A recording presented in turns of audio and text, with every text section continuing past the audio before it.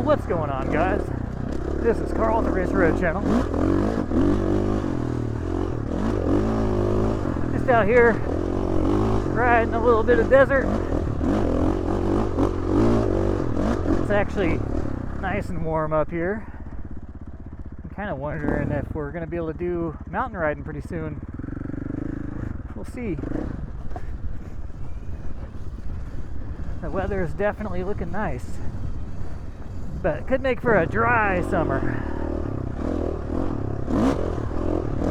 And in Idaho, if it's a dry summer, that means we have some wildfires coming through.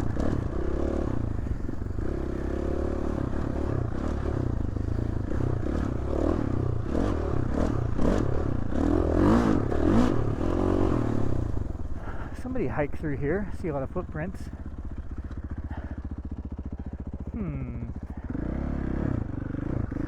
Well, how have you guys been? What have you guys been up to? I've just been riding some motorcycles. I've been doing a lot of maintenance. If you own a motorcycle, you're going to do some maintenance, even if it's a brand new one. This particular bike that I'm riding right now, it's getting up there in age. It's got lots of miles of racing on it. It's been rebuilt though, with good stuff. But still, it's definitely going to require a lot of maintenance at this point.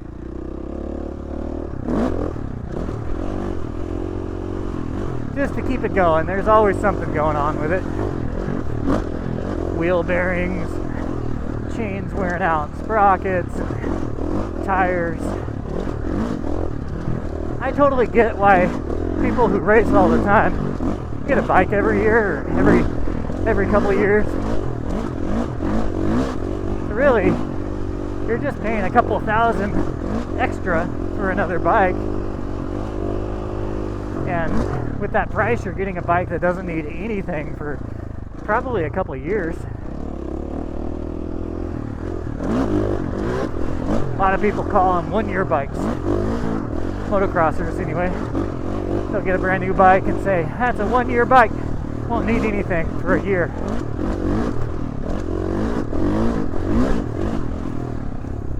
That's usually about true.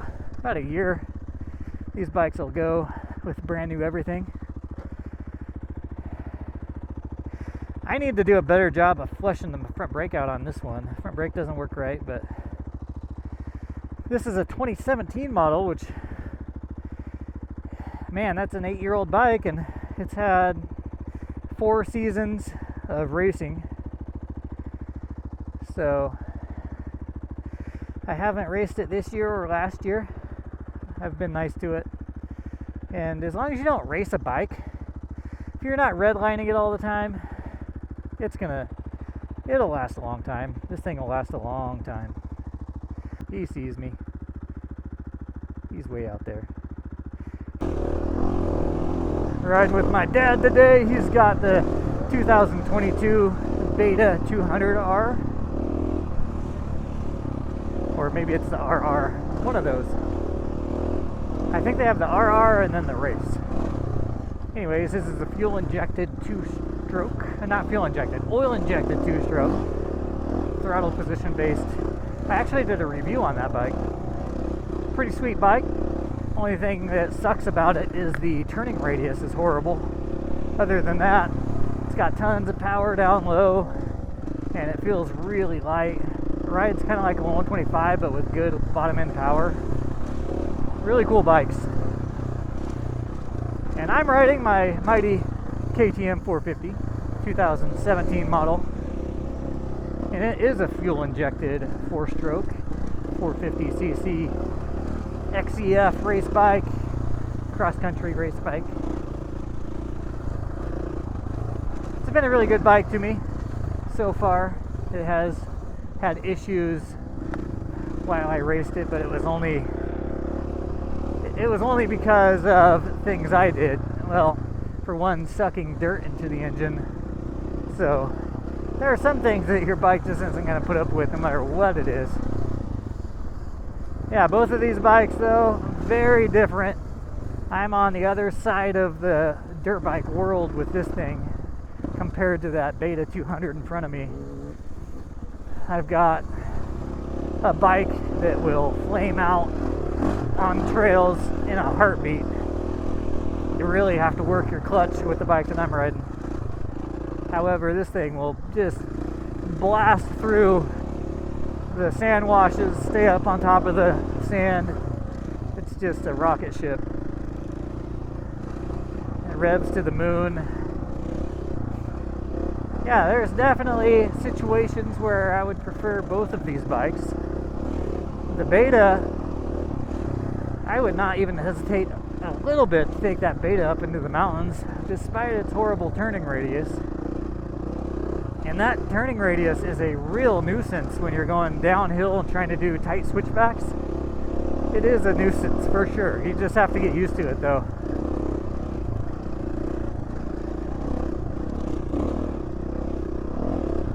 What the? What? No way. There's no way I just saw that. Is that mine? Did that come? Did this come out?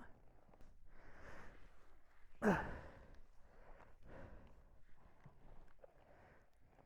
was like, that's the same model. Don't ever do that again. Wow. I can't believe I just found my own gun on the ground. Stupid zipper. I can't believe that happened. And that is why I don't carry expensive guns on me. I can't believe I just found my own gun on some trail coming back to the truck. I didn't even notice that I was missing it. That was weird. Well, I do carry a gun on me most of the time. I haven't been carrying a gun on me about half of this ride because apparently it fell off of me. Wow, that is so bizarre. I can't believe I just spotted my own gun. See, now if I was carrying a SIG, one of my really expensive guns, that would be devastating if I lost it out somewhere. But because I'm carrying a Taurus, it's not a big deal. It's still a big deal, but it's not as heartbreaking. I mean, even a Taurus is a couple $100, but not $1,000. Big difference.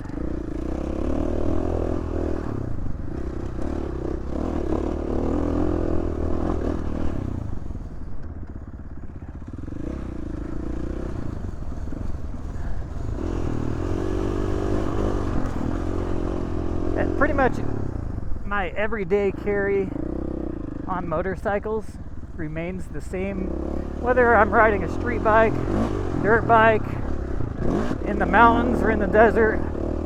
I always carry the same things on me for the most part.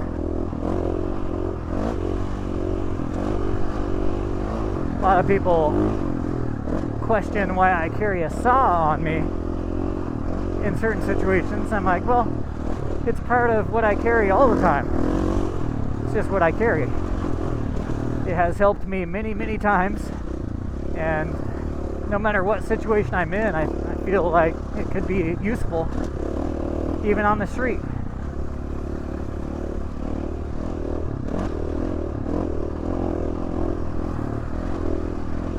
For the most part, I feel the same way about carrying a pistol. The place where they are most useful would be in the mountains. You never know when you're going to need one.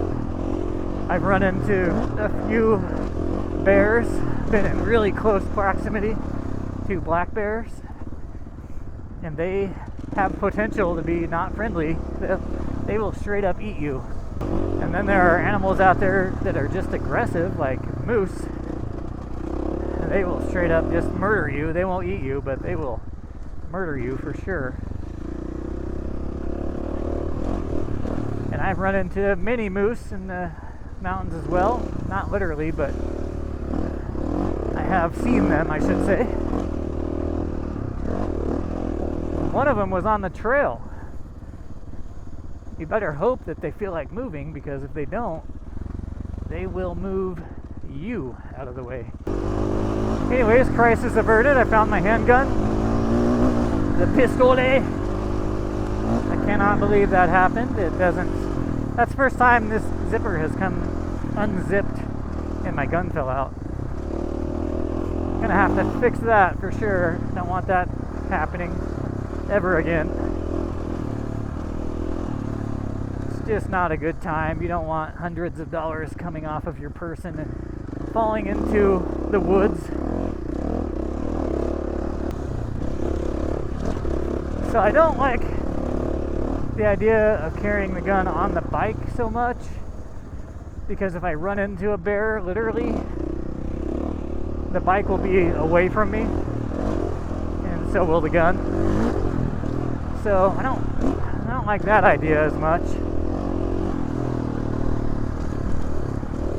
But if it's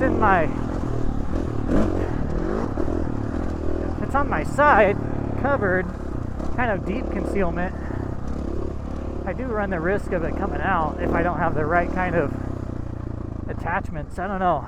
I need to rework that a little bit. Because, anyways, guys, thanks for coming along for the ride. I will catch you on the next one. Peace. His name is Racerred. If he wasn't riding, he'd be in bed. He naps during the day. He rides his love in garage bays. Oh, he rides all night, full throttle all the time. Oh, he was born to ride. Red Racer, like, comment, and subscribe.